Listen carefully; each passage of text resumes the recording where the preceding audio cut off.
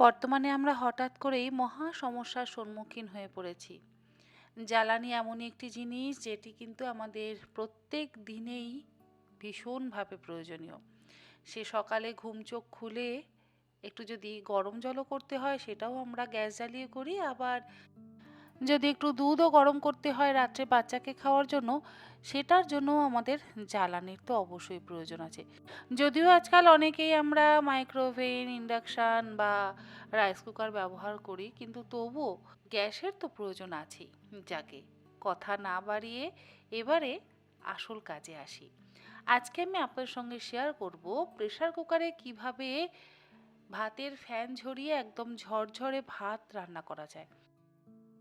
আমাদের এখন সকলের কিন্তু একটাই উদ্দেশ্য যে কম সময় এবং কম গ্যাস খরচ করে বা কম জ্বালানি খরচ করে আমাদের তাড়াতাড়ি রান্নাবান্নাটা সারতে হবে। আর সেটার জন্য আমাদের প্রেসার কুকার হচ্ছে একদম দারুণ অপশন। প্রেসার কুকার আমরা যদি ব্যবহার করি তাহলে আমাদের রান্না হতে খুব একটা কিন্তু সময় লাগবে না।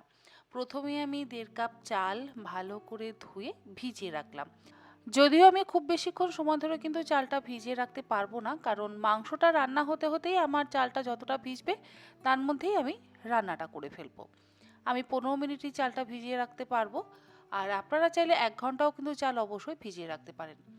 এবারে আসি মাংস রান্নাতে। প্রেসার কুকারে কিন্তু চটজলদি ওই 10 মিনিটের মধ্যে মাংসের ঝোল অবশ্যই বানানো যায়। আর তার জন্য আমি এখানে নিয়েছি 1.5 কেজি উইথ বোন চিকেনের থাইয়ের পিস। ভালো করে ধুয়ে পরিষ্কার করে নেওয়ার পর এবার আমি রান্নাটা করব। আর মশলা তৈরি করে নিয়েছি। দুটো নিয়েছি মিডিয়াম সাইজের পেঁয়াজ, ওই 20 কোয়া রসুন, হাফ ইঞ্চি আদার টুকরো, দুটো কাঁচা লঙ্কা বেটে নিয়েছি, বড় টুকরো আলু আর বড় টুকরো টমেটো। প্রেসার কুকারের মধ্যে 4 টেবিল চামচ পরিমাণে তেল দিয়ে ভালো করে ভেজে নিচ্ছি। তবে খুব বেশি যদি না ভাজা হয় তাতেও কিন্তু কোনো সমস্যা নেই, হালকা করে ভেজে নিলেই হবে। দেখুন আমি খুব বেশি লাল করে কিন্তু ভাজিনি, ভাজা হয়ে যাওয়ার পর তুলে আলাদা করে রেখে দিলাম। এবারে বাকি যেটুকু তেল রয়েছে সেই তেলের মধ্যে একটা বড় সাইজের টমেটো চৌকো টুকরো করে কেটে নিয়ে দিয়ে দিলাম। কোনো রকম জিরে, তেজপাতা, শুকনো লঙ্কা বা গোটা গরম মশলা কিন্তু ফোড়নে ব্যবহার করিনি। আপনাদের ইচ্ছে হলে আপনারা করতে পারেন। টমেটোটা হালকা করে ভাজা হয়ে যাওয়ার পর আমি এর মধ্যে বাটা মশলাটা দিয়ে দিচ্ছি। যতটা কম সময়ে রান্নাটা করা যায় আমি কিন্তু ততটা কম সময়ে রান্নাটা করছি, মানে গ্যাস যতটা কম ব্যবহার করা যায়। পেঁয়াজ, আদা, রসুন ভালো করে একটু কষিয়ে নিচ্ছি। এটাতে অবশ্যই একটু ভালো করে কষাতে হবে, তা না হলে পেঁয়াজ রসুনের কাঁচা গন্ধ বেরোবে। যাই হোক আমি 2 মিনিট ভালো করে হাই ফ্লেমে কষিয়ে নিচ্ছি। 2-3 মিনিট কষানো হয়ে যাওয়ার পর এর মধ্যে দিয়ে দিচ্ছি পরিমাণ মতন হলুদ গুঁড়ো, মানে ওই হাফ চা চামচ হলুদ গুঁড়ো, আর দিলাম 1.5 চা চামচ পরিমাণে কাশ্মীরি লঙ্কার গুঁড়ো, স্বাদ অনুসারে লবণ দিয়ে দিলাম। অল্প একটু জল দিয়ে ভালো করে আরও 1 থেকে 1.5 মিনিট কষিয়ে নিচ্ছি। এই মাংসটা রান্না করতে আমার লাগবে 10 থেকে 12 মিনিট। কষাতে যেটুকু সময় লাগবে, 5 মিনিট আমি কষানোর জন্য সময় নিচ্ছি, 2 মিনিট আমি ভাজার জন্য সময় নিচ্ছি, আর 3 মিনিট আমি সময় নেব প্রেসার কুকারে সিটি পড়ার জন্য। মশলাটা ভালো করে কিন্তু আমার কষানো হয়ে যাওয়ার পর এবারে মাংসের টুকরোগুলো আমি দিয়ে দিচ্ছি। মাংসের টুকরোগুলো দিয়ে আমি খুব বেশিক্ষণ কিন্তু একদম কষাবো না, ওই 2 মিনিট কষাবো। মাংসের টুকরোগুলো দিয়ে আরও 2 মিনিট ভালো করে কষিয়ে নিচ্ছি, তাতেই কিন্তু যথেষ্ট। এখন আর সেই বেশ অনেকক্ষণ সময় ধরে রসিয়ে কষিয়ে রান্না করবার মতন গ্যাস খরচ করবার দিন নেই। আমাদের একটু বুঝে বুঝেই সব কিছু করতে হবে। যদিও আমি জানি সকলেই সচেতন, সকলে যথেষ্ট বুঝেই সব কিছু করেন, কিন্তু তবুও আমি একটু বললাম। যাই হোক, এবারে মশলা দিয়ে একসাথে ভালো করে আবারও কষিয়ে নিচ্ছি।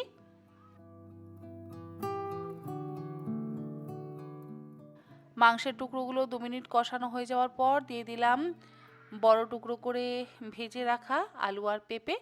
পরিমাণ মতন গরম জল দিয়ে দিচ্ছি। গরম জলটা আমি ইলেকট্রিক কেটলে করে নিয়েছিলাম।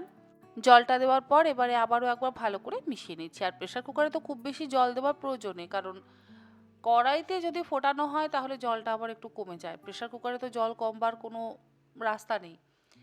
জলটা দিয়ে এবারে ভালো করে মিশিয়ে নিলাম। এবারে এর মধ্যে দিয়ে দিলাম ওই 2-3টে চেরা কাঁচা লঙ্কা, আর দিলাম সামান্য পরিমাণে একটু শাহি গরম মশলার গুঁড়ো। এবারে প্রেসার কুকারের ঢাকনাটাকে বন্ধ করে দিয়ে হাই ফ্লেমে 2টো সিটি দিয়ে আমি মাংসটা সেদ্ধ করে নেব। 2টো সিটির বদলে আপনারা চাইলে 3টে সিটিও দিতে পারেন। আলুগুলো সুন্দর নরম হয় আর আলুগুলো কিন্তু ভাঙে না, একদম গোটা গোটা থাকে। পেঁপের টুকরোও কিন্তু একদম গোটা গোটা থাকে। 2টো সিটি হয়ে গেলে গ্যাসের ফ্লেমটাকে আমি বন্ধ করে দিচ্ছি, দিয়ে আমি এই প্রেসার কুকারটাকে আলাদা সাইডে সরিয়ে রাখছি। এবারে বানাবো প্রেসার কুকারে ঝরঝরে ভাত। দেখুন চালটা আমার খুব যে ভালো মতন ভিজেছে তা কিন্তু নয়, 15 মিনিটে আর কতটুকু চাল ভেজে। যাই হোক, এবারে ভিজিয়ে নেওয়া চালটা আমি প্রেসার কুকারের মধ্যে ঢেলে দিলাম। আর চাল নিয়েছিলাম 1.5 কাপ, জল কিন্তু 3 কাপ নেব না, জল নেব 6 কাপ। যে কাপ মেপে আমি চাল নিয়েছি সেই কাপ মেপেই আমি 6 কাপ জল দিয়ে দিলাম। 1.5 কাপ চালের জন্য আমাদের ব্যবহার করতে হবে 6 কাপ জল, কারণ ভাতটা হওয়ার পর ভাতের ফ্যানটা আমাদের ঝরাতে হবে। ফ্যান সমেত ভাত খাওয়াটা কিন্তু স্বাস্থ্যের পক্ষে একেবারেই ভালো নয়, তাই ফ্যানটা ঝরিয়ে আমাদের ঝরঝরে ভাত তৈরি করতে হবে। আমি 6 কাপ জল দিয়ে এবারে প্রেসার কুকারের ঢাকনাটাকে বন্ধ করে দিলাম। প্রেসার কুকারের ঢাকনা বন্ধ করে দেওয়ার পর এবারে যে ওয়েট ভাল্বটা আছে সেটা কিন্তু খুলে নেব, সেটা খুলে আলাদা করে রেখে দেব। গ্যাসের ফ্লেমটা হাইতে আছে। এই ওয়েট ভাল্বের জায়গা দিয়েই স্টিম বেরোবে। যখন স্টিমটা বেরোতে শুরু করবে তখন আমরা ওয়েট ভাল্বটা আবার দিয়ে দেব। আর ওয়েট ভাল্বটা দেওয়ার পর 2 মিনিট হাই ফ্লেমে একটু ফুটিয়ে নেব, তবে সিটি পড়তে দেব না। সিটি পড়ার সময় যখন হয়ে আসবে, যখন একটু শিশি আওয়াজ হতে শুরু করবে, সেই সময় কিন্তু গ্যাসের ফ্লেমটাকে বন্ধ করে দিতে হবে। আর গ্যাসের ফ্লেমটাকে বন্ধ করে দিয়ে স্টিম রিলিজ হওয়া পর্যন্ত আমাদের অপেক্ষা করতে হবে।